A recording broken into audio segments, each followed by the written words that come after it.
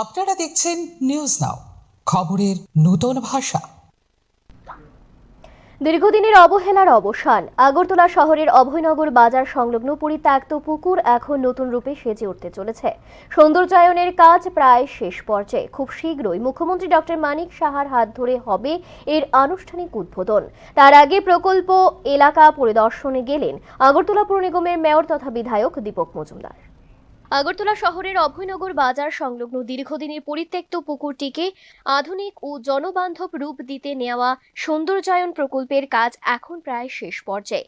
সংশ্লিষ্ট সূত্রে জানা গেছে, খুব শীঘ্রই মুখ্যমন্ত্রী ডক্টর মানিক সাহার হাত ধরে এই প্রকল্পের আনুষ্ঠানিক উদ্বোধন করা হবে। উদ্বোধনের প্রস্তুতির অংশ হিসেবে সোমবার প্রকল্প এলাকা পরিদর্শনে যান আগরতলা পুর নিগমের মেয়র তথা বিধায়ক দীপক মজুমদার। তিনি পুরো এলাকা ঘুরে দেখেন এবং সৌন্দর্যায়নের বিভিন্ন কাজের অগ্রগতি পর্যালোচনা করেন। পাশাপাশি সংশ্লিষ্ট আধিকারিকদের সঙ্গে আলোচনা করে বাকি কাজ দ্রুত সম্পন্ন করার নির্দেশ দেন। এই প্রকল্পের আওতায় পুকুরের চারপাশে হাঁটার পথ, বসার ব্যবস্থা, আধুনিক আলোকসজ্জা, সবুজায়ন সহ বিভিন্ন নাগরিক পরিকাঠামো গড়ে তোলা হয়েছে।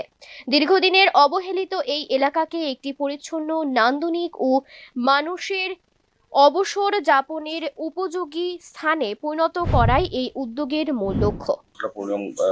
দায়িত্ব নেওয়ার পর আমাদের শহরে আমাদের সরকার আসার পর সমস্ত এই ধরনের পরিচিত পুকুরগুলি সংস্কার করে সৌন্দর্যায়ন করে আলোর ব্যবস্থা করে মানুষকে ব্যবহার করতে করা যাবে, যাতে মানুষ সামাজিক ব্যবস্থা করতে পারে এবং এটা ব্যবহার করতে তার প্রয়োজন করতেছে।